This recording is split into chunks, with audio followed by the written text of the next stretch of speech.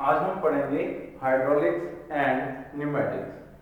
ये नया सब्जेक्ट है और इसके अंदर हाइड्रोलिक्स का मतलब है जो फ्लूइड से रिलेटेड है। हाइड्रा का मतलब होता है वाटर, हाइड्रा से रिलेटेड है, वाटर से हाइड्रा रिलेटेड है और वाटर के ऊपर रिसर्च या किसी भी फ्लूइड जिसको आप यूज कर सकते हैं एज ए मैकेनिज्म इन अवर जो मशीन है या कुछ भी है उसके अंदर, ठीक है। तो उसको आप अगर यूज कर रहे हैं तो आप क्या कर रहे हैं, हाइड्रोलिक्स के बारे में पढ़ रहे हैं, ठीक है।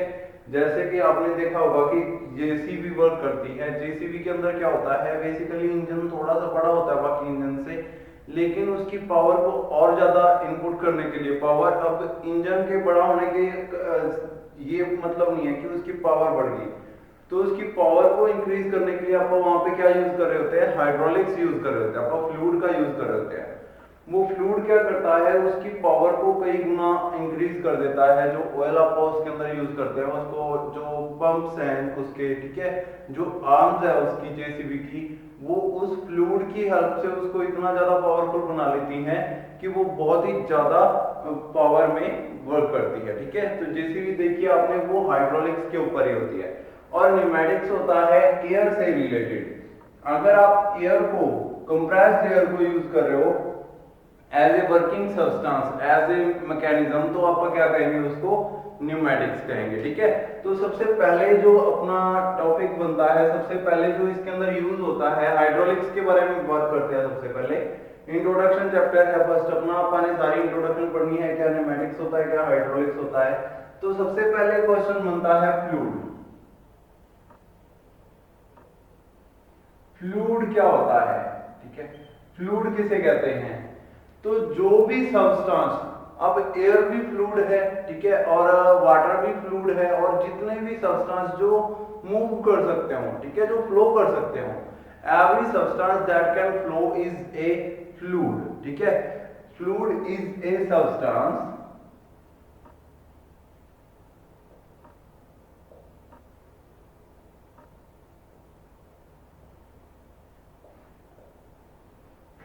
that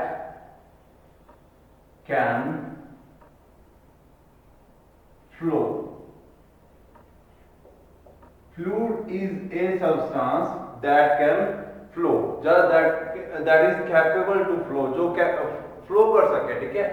जो भी फ्लूइड, जो भी कोई पार्टिकल मूव कर सकता है, फ्लो कर सकता है। फ्लो मतलब कि मूव करना, अपने आप चलना, ठीक है। जैसे कि आपने वाटर को देखा होगा फ्लो करते हुए। वाटर को आप किसी भी चीज के ऊपर पॉर करोगे तो वो एक जगह पे टिकेगा नहीं, वो जो है फ्लो करना स्टार्ट कर देगा, ठीक है। तो जो भी सब्सटेंस फ्लो कर सकते हो, the substance that can flow is known as fluid, ठीक है। तो सिंपल सी डेफिनेशन है फ्लूइड की। फ्लूइड किसे कहते हैं, जो भी सब्सटेंस फ्लो कर सके उसको फ्लूइड कहते हैं, ठीक है। तो इसके अंदर फ्लूइड्स जो होते हैं वो कितने प्रकार के आते हैं। सबसे पहले तो आता है लिक्विड्स।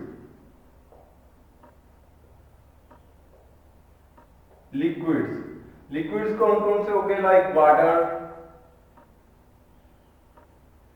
ठीक है। और आपने देखा होगा मिल्क भी एक फ्लूइड है, ठीक है। जितने भी जो आपके सब्सटेंस है जो लिक्विड्स में है, ठीक है, तो वो सारे क्या है, आपके लिक्विड फ्लूइड्स हैं, ठीक है। फ्लूइड दो प्रकार के, लिक्विड्स और दूसरा आपको पड़ेंगे गैसेस। गैसेस, ठीक है। गैस कौन कौन सी आ गई, like air, oxygen, carbon dioxide,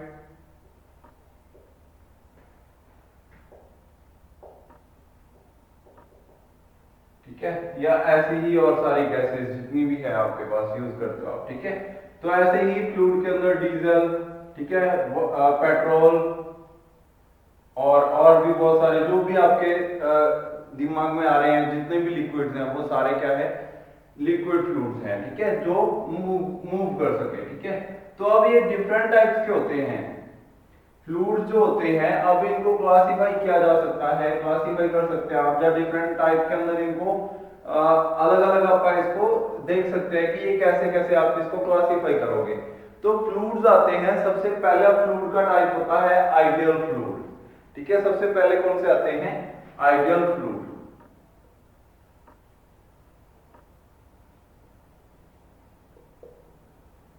दूसरे आते हैं real fluid, real fluids.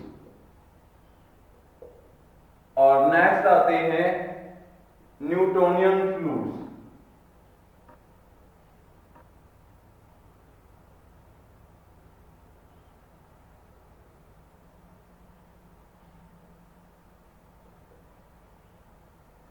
Next आते हैं नॉन न्यूटोनियन फ्लूइड्स, जो न्यूटन को फॉलो नहीं करते, नॉन न्यूटोनियन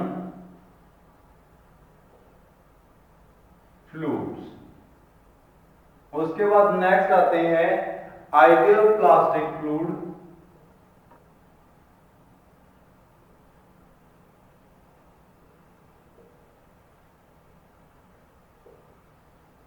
और लास्ट है इसके अंदर थायरोट्रॉपिकल फ्लूइड्स, थायरोट्रॉपिकल या थायरोट्रॉपिक या थायरोट्रॉपिकल एक ही चीज है, फ्लूइड्स। अब मैंने यहाँ पे थायरोट्रॉपिक लिखा है, ठीक है। तो ये होते हैं टाइप्स इसके 1 2 3 4 5 एंड 6 टाइप्स के फ्लूइड होते हैं। इनके अंदर क्या क्या चीजें हैं? अब फ्लो जो होते हैं वो अलग अलग टाइप के होते हैं, फ्लूइड्स जो होते हैं वो 6 टाइप्स के ही होते हैं, ये वाले 6 टाइप्स। इनको ऐसे क्लासिफाई किया जा सकता है। सबसे पहले आपका आता है आइडियल फ्लूइड। आइडियल फ्लूइड कौन से होते हैं? जो ना तो कंप्रेस हो सके, ठीक है, इनकंप्रेसिबल फ्लूइड्स, ठीक है। ऐसे फ्लूइड्स जिनको कंप्रेस ना किया जा सके। देखो धरती के ऊपर आपका, पहले आपको पता है कि अर्थ जो थी वो एक ब्लैक होल से बनी है, जैसा कि साइंटिस्ट कहते हैं। तो ब्लैक होल से बने होने का मतलब ब्लैक होल का जो साइज होता है ना वो एक पिन की टिप से भी कम होता है, मतलब कि पिन की जो राउंड कलर की राउंड सी टिप होती है उससे भी छोटा होता है ब्लैक होल। तो जब उसको उसके अंदर ब्लास्ट हुआ तो ये सारी जो एटमॉस्फेयर है, जो जितना भी चीजें हैं इसके अंदर, गैलेक्सीज हैं, वो सारी एक साथ बनी और वो दूर दूर जा रही है एक दूसरे से। ये आप पढ़ते आए हैं। इट मींस पूरी दुनिया पहले कंप्रेस्ड थी, बाद में अचानक से ब्लास्ट हुआ तो वो दूर दूर चली गई एक दूसरे से। उसके बाद केमिकल रिएक्शन हुए जिसके कारण अलग अलग चीजें बनी, ठीक है। तो यहाँ से ये साबित होता है कि इस धरती के ऊपर कुछ भी ऐसा नहीं है जिसको कंप्रेस ना किया जा सके, ठीक है। इनकंप्रेसिबल जैसा कुछ भी नहीं होता। तो सबसे पहले आइडियल फ्लूइड जो है ये सिर्फ आप कह सकते हैं कि ऐसा है, लेकिन कोई फ्लूइड आइडियल फ्लूइड नहीं होता, क्योंकि मैं बात कर रहा हूं इनकंप्रेसिबल फ्लूइड की, ठीक है। ए फ्लूइड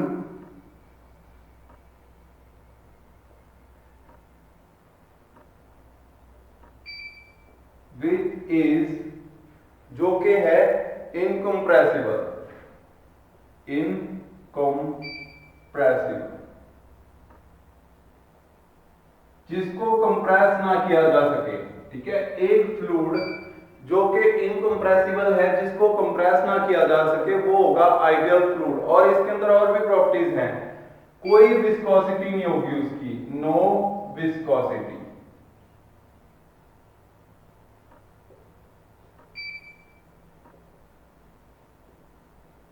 नो विस्कोसिटी, ठीक है। विस्कोसिटी होता है शियर का रेजिस्टेंस, मतलब कि किसी फ्लूइड के अंदर अगर आप उसको शियर करने की कोशिश कर रहे हो, ठीक है, किसी फ्लूइड के ऊपर वाली लेयर को नीचे वाली लेयर के ऊपर मूव करवाना चाहते हो, तो रेजिस्टेंस पैदा होता है थोड़ा सा।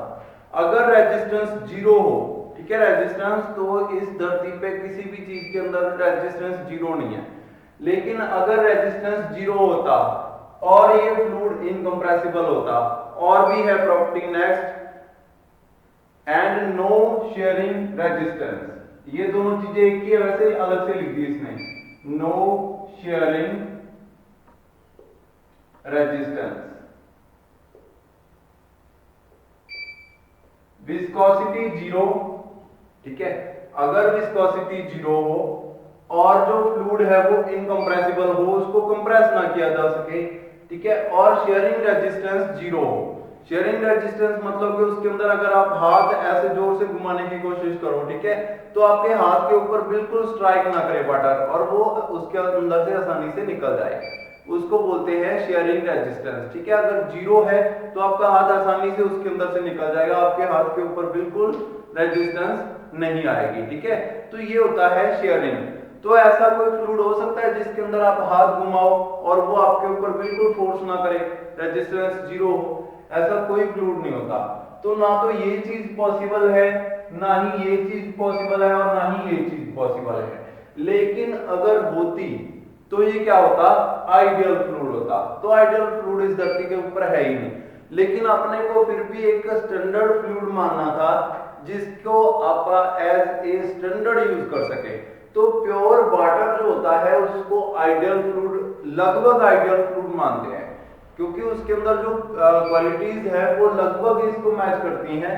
वो कंप्रेस होता है लेकिन थोड़ा कंप्रेस होता है, ठीक है। उसके अंदर विस्कोसिटी होती है लेकिन उतनी नहीं होती। उसके अंदर शेयरिंग रेजिस्टेंस होता है लेकिन उतना नहीं होता जितना बाकी फ्लूइड्स के अंदर होगा। तो उसको आप आइडियल फ्लूइड की तरह लेकर चलते हैं, अदरवाइज आइडियल फ्लूइड इस धरती के ऊपर कोई है ही नहीं, ठीक है। नेक्स्ट आता है रियल फ्लूइड। रियल फ्लूइड कौन से होते हैं, अब जो इन चीजों को फॉलो करते हैं, ठीक है, मतलब कि अगर कोई फ्लूइड जो धरती के ऊपर रियल में है तो उसके अंदर क्या क्या चीजें होंगी, उसके अंदर आपको पता है कि वो कंप्रेसिबल भी होगा। ए फ्लूइड which is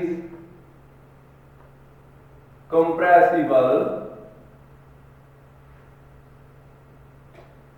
इसका उल्टा बस इनकंप्रेसिबल फ्लूइड कोई है ही नहीं, कंप्रेसिबल फ्लूइड है धरती के ऊपर।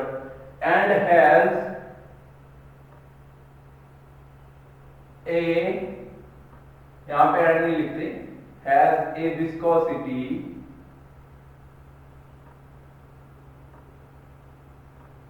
and also has sharing resistance।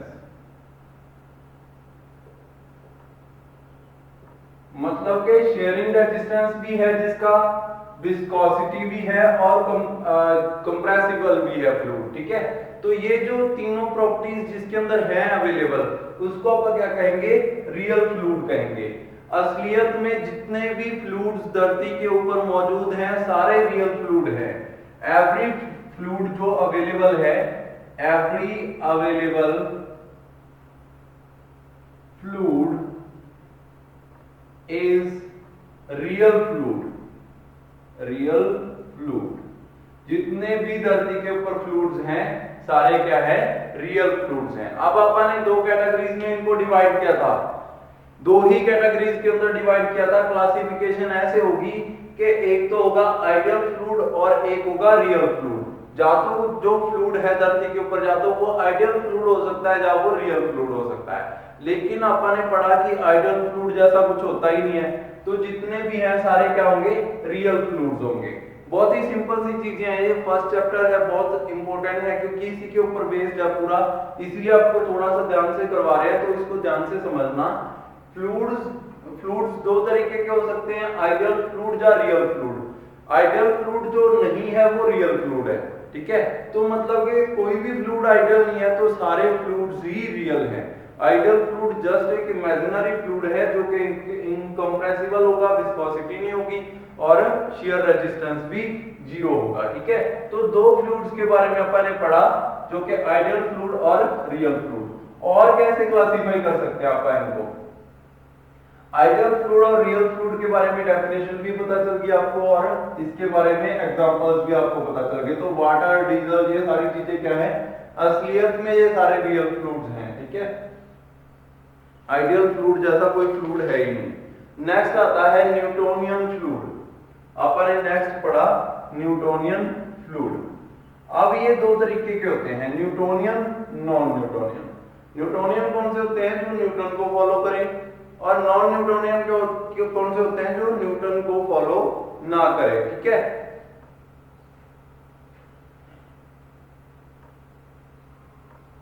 Newtonian fluid, the fluids,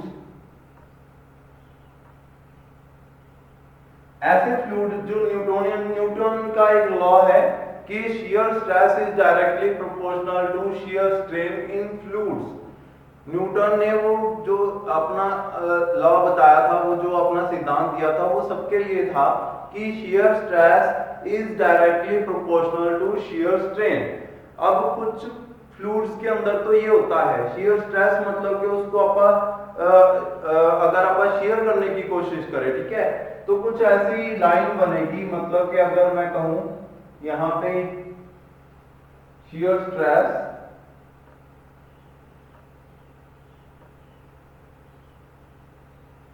और यहां पे shear strain,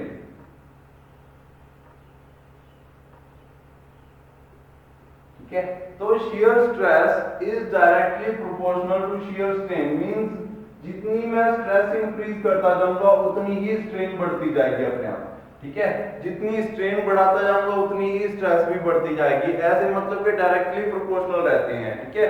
तो जो ये लाइन को फॉलो करते हैं फ्लूइड्स, ये कहीं भी हो सकती है लाइन, मतलब कि बढ़ेगी एक ही उसमें, यहां पे भी हो सकती है ये लाइन, लेकिन एक ही रेशो में इंक्रीज होगी, ठीक है, जितनी यहां से बढ़ती हुई जा रही है सेम रहेगी, जितनी स्ट्रेस को इंक्रीज करेंगे वैसे ही स्ट्रेन इंक्रीज होगी, रेशो सेम रहेगी, ठीक है। अगर मैं इसको 2 टाइम इंक्रीज कर रहा हूं, इसको 1 टाइम इंक्रीज कर रहा हूं, ये 2 टाइम इंक्रीज हो रही है, ठीक है, ये 1 ये 2, अगर मैं इसको 1 टाइम इंक्रीज कर रहा हूं, ये 2 टाइम इंक्रीज कर रही है, तो हर 1 टाइम shear स्ट्रेस को इंक्रीज करने के बाद shear स्ट्रेन जो है वो 2 टाइम्स ही इंक्रीज होगी, ठीक है।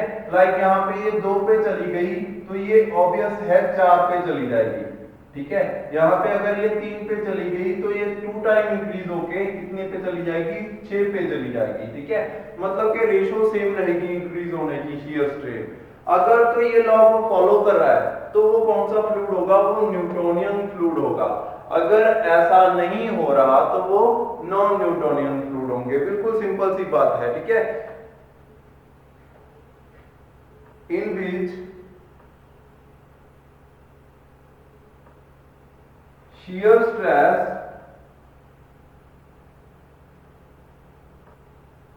is directly proportional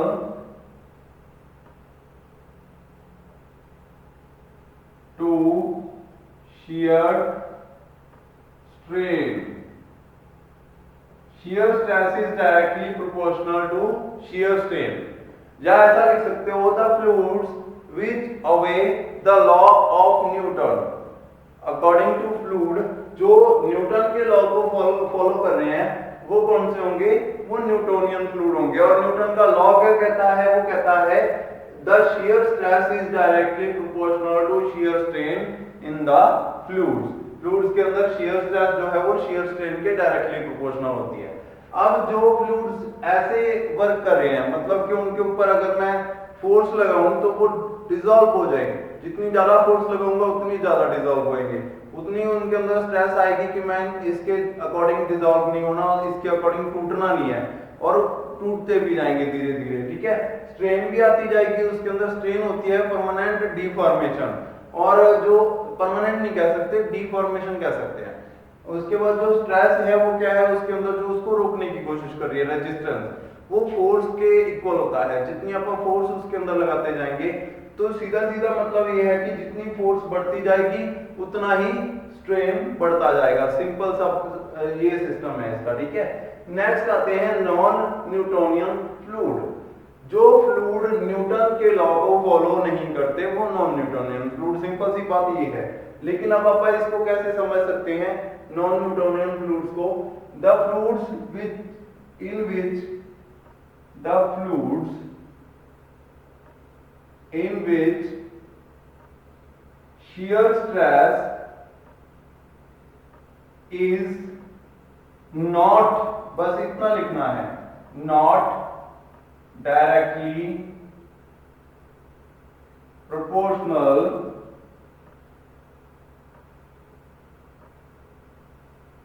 to shear strain। shear strain shear strain के डायरेक्टली प्रोपोर्शनल नहीं होती। ठीक है, नॉन न्यूटोनियन फ्लूइड कौन से, न्यूटोनियन फ्लूइड कौन से, जिसके अंदर वो प्रोपोर्शनल होती है, डायरेक्टली प्रोपोर्शनल होती है, और नॉन न्यूटोनियन कौन से, जिसके अंदर डायरेक्टली प्रोपोर्शनल नहीं होती।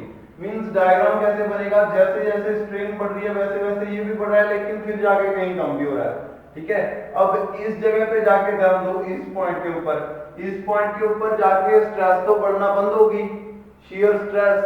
ठीक है, लेकिन शियर स्ट्रेन बढ़ रही है, शियर स्ट्रेन इस तरफ है, शियर स्ट्रेन इंक्रीज हो रही है, लेकिन शियर स्ट्रेस बढ़ना बंद होगी। लेकिन यहाँ पे क्या हो रहा था, यहाँ पे शियर स्ट्रेस भी इंक्रीज हो रही थी, शियर स्ट्रेन भी इंक्रीज हो रहा था। अगर ये लाइन टेढ़ी मेढ़ी हो, सीधी लाइन ना हो, स्ट्रेट लाइन ना हो, फ्लूइड जो है उसके अंदर स्ट्रेस इंक्रीज कर रहे हैं आप, कहीं पे जाके स्ट्रेस बढ़ना बंद होगी और स्ट्रेन बढ़ती रही। ठीक है, तो वो कौन सा फ्लूइड होगा, वो होगा आपका नॉन न्यूटोनियन फ्लूइड। ठीक है, इसको जो शियर स्ट्रेन है ना इसके अंदर, इसको बोलते हैं वेलोसिटी ग्रेडियंट्स।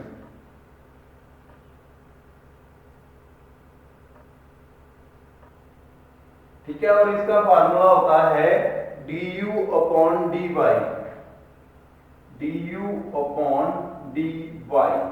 यहाँ पे du क्या होता है, du होता है वेलोसिटी। ठीक है, कोई भी फ्लूइड है ना, वो जब मूव करता है तो वो स्ट्रेट पाथ में नहीं चलता। ठीक है, अगर यहाँ से ये फ्लूइड का चैनल है, इसके ऊपर फ्लूइड ने मूव करना है, तो फ्लूइड कुछ ऐसी लाइंस बनाता है, नीचे वाली लाइन जो है वो सबसे कम मूव करती है, और जैसे जैसे ऊपर वाली लाइंस है वो बढ़ती जाती हैं, मतलब कि आगे बढ़ती जाती हैं। अब यहाँ पे स्पीड इसकी कम है, इसकी उससे थोड़ी सी ज्यादा है, इसकी उससे थोड़ी सी ज्यादा है, और सबसे ऊपर वाली सबसे ज्यादा है। तो ये क्या होता है, यहाँ पे शेयरिंग फोर्स आ रही होती है, मतलब कि नीचे वाला फ्लूइड जो है वो रुका रहता है, ऊपर वाला फ्लूइड जो है वो मूव करता रहता है। तो यहाँ पे क्या हो जाता है, शेयरिंग हो जाती है फ्लूइड की लेयर्स के बीच में। ठीक है, ये होते हैं वेलोसिटी ग्रेडियंट्स। ये बस सिंपल समझने के लिए, आपको इसका कोई ज्यादा आपको यूज नहीं है। ठीक है, तो ध्यान देना, अपनी डेफिनेशन के ऊपर फिर से आ जाते हैं। शियर स्ट्रेन को मैंने जस्ट वेलोसिटी ग्रेडियंट लिखा है, कई बार लिखा मिलेगा आपको, तो कंफ्यूज नहीं होना है, शियर स्ट्रेन ही है वो, शियर स्ट्रेस जो है वो सिंपल मैंने यहाँ पे लिख दिया है। तो अब यहाँ से आपको क्या क्लियर हुआ कि न्यूटोनियन फ्लूइड कौन से होते हैं और नॉन न्यूटोनियन फ्लूइड्स कौन से होते हैं। अब सेम यही प्रोसेस नीचे इन दोनों के अंदर भी आता है। यहां पे क्या है, आइडियल प्लास्टिक फ्लूइड। सबसे पहला आता है आइडियल प्लास्टिक फ्लूइड। ये क्या होता है, ये न्यूटन के लॉ को फॉलो करता है। तो मैंने आपको बताया कि अगर न्यूटन के लॉ को फॉलो कर रहा है तो आप उसको न्यूटोनियन फ्लूइड ही बोल देते हैं, अलग कैटेगरी बनाने की क्या जरूरत थी। आपने कभी ध्यान दिया होगा, कभी मड वाला एरिया में मूव किया हो, ठीक है, जैसे कीचड़ होता है, कीचड़ जम जाता है ऊपर से, ऊपर वाली लेयर उसकी जम जाती है बिल्कुल। जब आप उसके ऊपर पैर रखते हो तो ना, पहले आपको लगता है कि स्टेबल है, आप चल सकते हो, लेकिन जैसे ही फोर्स डालते हो तो कुछ समय के बाद वो पैर आपका नीचे धस जाता है, उसके बाद वो फ्लूइड बन जाते हैं। पहले आपको लगता है कि वो बिल्कुल सॉलिड है, आप उसके ऊपर पैर रखते हो, थोड़ा सा वजन डालते हो, और थोड़ा सा वजन डालने के बाद पता चलता है आपको कि ये तो फ्लूइड है, क्योंकि पहले तो वो स्टेबल था, बाद में अचानक से वो फ्लूइड की कैटेगरी उसके अंदर आ गई। तो अगर कोई फ्लूइड कुछ देर के लिए सॉलिड की तरह वर्क करे, सॉलिड कौन से होते हैं, जिसके अंदर स्ट्रेन बिल्कुल नहीं आती, स्ट्रेस बढ़ाते रहो, ये सॉलिड है। इसके ऊपर मैं क्या करता हूं, इसके ऊपर मैं फोर्स लगाता हूं, ये मूव ही नहीं करेगा, कितनी फोर्स लगती गई ये मूव नहीं हुआ, अचानक से फिर जाके ये मूव होना स्टार्ट होगा। ठीक है, मतलब कि बहुत ज्यादा फोर्स के बाद, क्योंकि ये सॉलिड है। फ्लूइड्स जो होते हैं वो थोड़ी सी फोर्स लगाने के ऊपर ही मूव करना स्टार्ट कर देते हैं। ठीक है, तो ये अगर प्रॉपर्टी है किसी की तो वो है ideal fluid. Ideal fluid, ideal plastic fluid और थायरोट्रॉपिक फ्लूइड, ये दोनों अपन नेक्स्ट लेक्चर के अंदर पढ़ेंगे। आज के लिए इतना ही। ठीक है, थैंक यू।